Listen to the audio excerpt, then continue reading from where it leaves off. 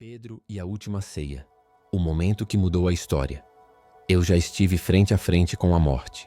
E não foi apenas uma vez. Muitos dizem que o maior medo do ser humano é morrer. Mas eu descobri que o maior medo é viver sem saber por que estamos vivos. Naquela noite, enquanto o mundo dormia, eu estava diante da última ceia, sentindo o peso de algo que mudaria toda a história da humanidade.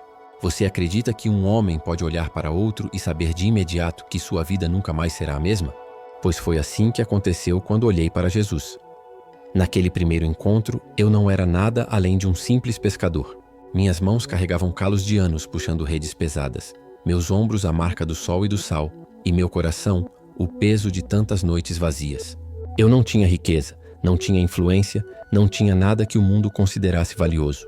Mas bastou um olhar, um único olhar, e soube que minha vida jamais seria a mesma. Era como se de repente todo o barulho do mundo tivesse se calado, e apenas a voz dele preenchesse tudo.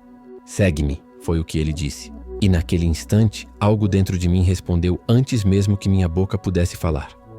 "Sim." Você já sentiu isso? Aquela certeza estranha e profunda de que encontrou o propósito que procurava, mesmo sem entender todos os detalhes? É como se o coração soubesse de um destino que a mente ainda não consegue compreender. E eu segui. Larguei as redes, larguei o barco, larguei o que eu conhecia e fui atrás dele. E na última ceia, sentado à mesa, partindo o pão e bebendo o cálice, percebi que não era apenas um jantar. Era um pacto. Ele olhou para nós e disse: "Este é o meu corpo, este é o meu sangue. Façam isso em memória de mim." Aquilo não era metáfora para quem estava lá. Era entrega real. O pão em minhas mãos já não era só pão. O vinho no cálice já não era só vinho. Eu estava recebendo algo que me transformava por dentro, que me fazia enxergar a vida com outros olhos. Quantos de nós hoje ainda buscamos sentido? Quantos correm atrás de dinheiro, reconhecimento, prazeres, tentando preencher um vazio que parece não ter fim? Eu mesmo já tentei, mas descobri que nada disso sustenta a alma. Estudos feitos por décadas na Universidade de Harvard mostram que o que mais mantém a vida feliz não é riqueza nem fama, mas relacionamentos profundos e um propósito claro. E eu encontrei os dois naquela noite. Uma nova família e um chamado eterno. Lembro como se fosse agora do dia em que vi a cura acontecer diante dos meus olhos. Era a mãe da minha esposa, tomada por uma febre que nenhum médico sabia tratar. Eu a via definhar, e minha alma se encolhia. Mas Jesus entrou, colocou a mão sobre ela, e num instante o calor do corpo se dissipou, a respiração se acalmou e a vida voltou. Não houve pressa, não houve gritos. Apenas autoridade e compaixão no mesmo gesto. Eu não apenas o seguia, eu o representava, e entendi que o poder dele não se limitava a ele. Ele o colocava em nós para que fôssemos extensão de suas mãos no mundo. E sabe o que isso significa para você? Que não importa quão comum você se sinta, quão limitado ache que é, você pode carregar dentro de si algo que muda a vida de outros. E talvez seja exatamente esse o ponto. Não é sobre o que você tem, é sobre quem caminha com você. Sei que alguns podem estar ouvindo isso e pensando, mas eu não sou digno. Eu também pensava assim. Eu era um pescador falho, com um temperamento explosivo e tantas dúvidas. Mas ele não me escolheu porque eu era perfeito. Ele me escolheu porque estava disposto. E essa é a única qualificação que ele procura. Naquela mesa, naquela noite, percebi que seguir Jesus não era apenas acreditar nele.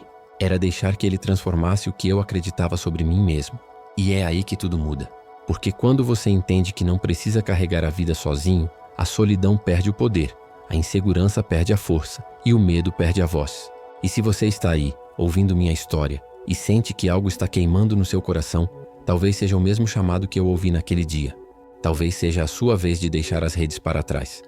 Porque eu posso te garantir, a vida que ele oferece é maior, mais profunda e mais eterna do que tudo que você pode imaginar. Eu lembro como se fosse ontem. Aquele olhar dele não era de acusação, mas de uma dor que atravessava qualquer defesa que eu pudesse ter. Eu havia prometido. Eu disse diante de todos: "Senhor, estou pronto para ir contigo até a prisão e até a morte." E ele me respondeu com uma calma que só quem conhece o futuro consegue ter: "Pedro, antes que o galo cante, você me negará 3 vezes." Eu não quis acreditar. Quem de nós quer admitir que é capaz de trair o que mais ama? Mas naquela noite, a coragem que eu achava que tinha evaporou diante do medo. E o medo é traiçoeiro. Ele não chega gritando. Ele sussurra, disfarça-se de prudência, se veste de autopreservação. E eu, o homem que havia andado sobre as águas, o homem que tinha visto cegos enxergarem e mortos voltarem à vida, me encolhi diante de perguntas simples. Você estava com ele, não estava? Não sei do que você está falando. 1 vez, 2 vezes, 3 vezes, e então o galo cantou. Você já sentiu isso? O peso imediato de perceber que fez exatamente aquilo que jurou que nunca faria? Talvez não seja negar alguém com palavras, mas quantas vezes já negamos nossos valores, nossa fé ou até a nós mesmos, só para evitar julgamento, crítica ou perda? Talvez você também já tenha trocado a verdade pelo conforto momentâneo. Naquele momento eu me tornei prisioneiro, não das correntes de Roma, mas das correntes invisíveis da culpa. A vergonha é uma cela escura que parece não ter porta. E é por isso que o perdão de Jesus foi tão poderoso para mim. Ele não apenas me perdoou, ele me restaurou. Ele me olhou como se dissesse: você ainda é Pedro, você ainda é a pedra. Eu ainda tenho um propósito para você. E isso é o que mais me espanta até hoje. Se o Filho de Deus me perdoou, quem sou eu para não me perdoar?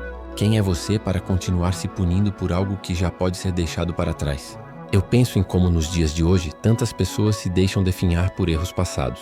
Já vi homens com talentos extraordinários se destruírem por não conseguirem se libertar da própria vergonha. Lembro do ator Robert Downey Jr., que quase perdeu tudo por causa de escolhas erradas, mas decidiu mudar e se tornou um exemplo de transformação. Mas também penso em figuras como Bernie Madoff, que mesmo com todo o dinheiro do mundo, morreu sozinho, prisioneiro da culpa e das consequências. A diferença? Um aceitou recomeçar, o outro não conseguiu se perdoar. Eu me recordo de uma conversa na prisão com um soldado chamado Martiniano. Ele me disse que não estava pronto para essa fé, que não queria a vida de perseguição que eu tinha. Olhei nos olhos dele e disse: mesmo acorrentado, eu sou livre. Você é quem está acorrentado. Porque a liberdade verdadeira não vem de não estar preso. Vem de não ter nada que o inimigo possa usar contra o seu coração. E é por isso que eu preciso te dizer: não é o seu erro que define quem você é. Não é a sua queda que determina o seu destino. É a sua disposição de se levantar, aceitar o perdão e seguir adiante. Se até eu, que neguei Jesus 3 vezes, fui restaurado, por que você não poderia ser? Você está pronto para deixar o galo cantar e ainda assim seguir caminhando? Porque acredite, depois do canto vem o amanhecer. E o sol sempre nasce para quem decide se levantar. Naquela noite, enquanto estávamos reunidos para a ceia, Jesus disse algo que gelou o ar dentro da sala.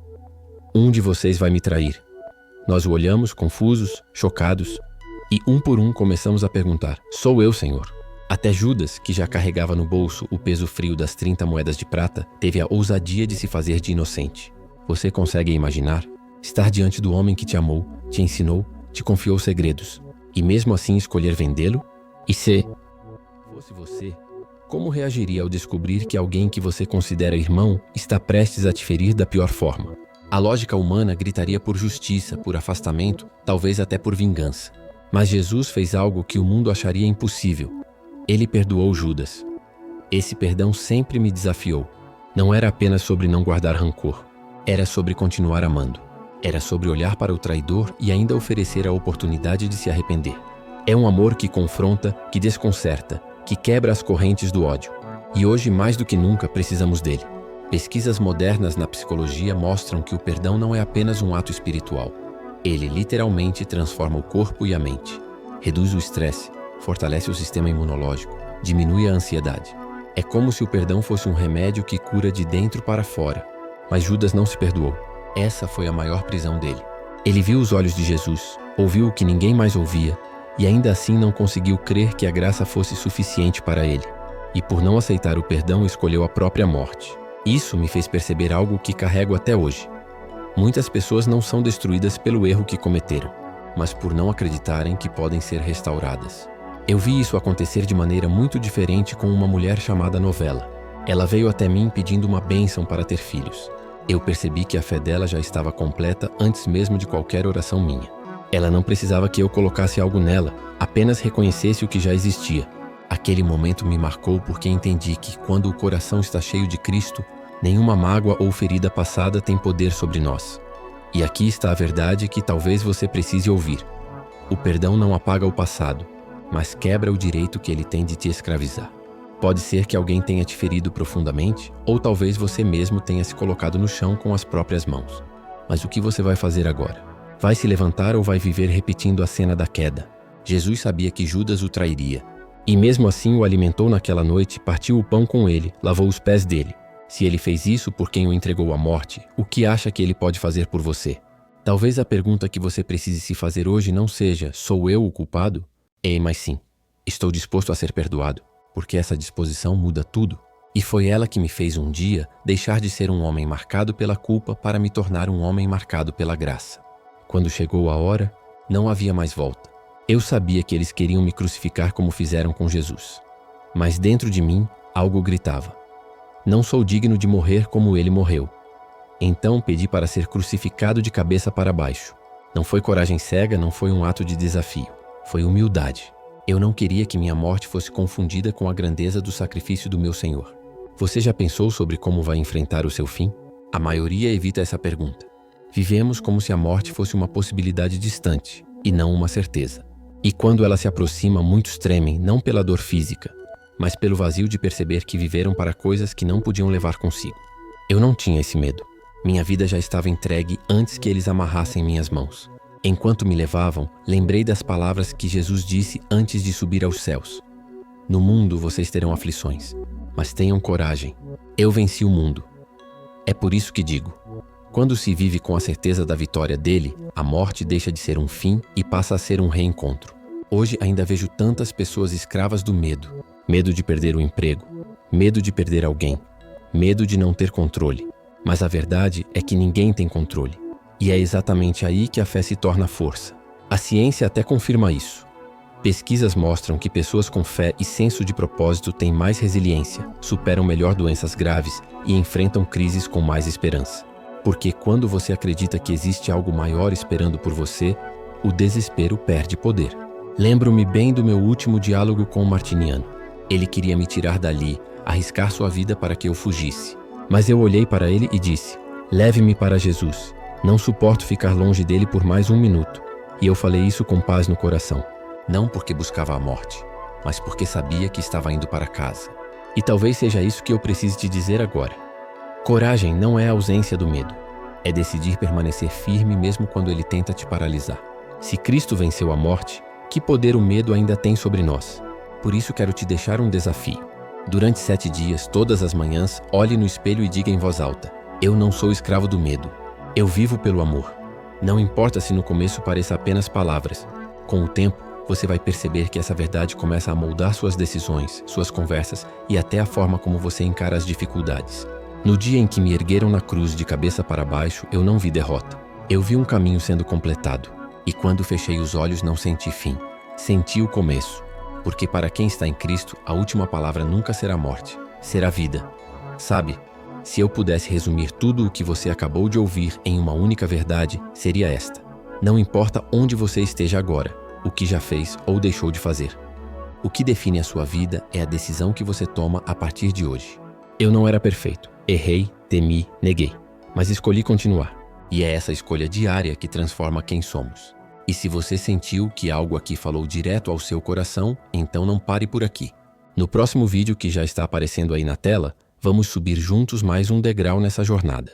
E você vai se tornar pelo menos 1% melhor do que é agora. Obrigado por ter estado comigo até aqui. Eu estarei te esperando lá.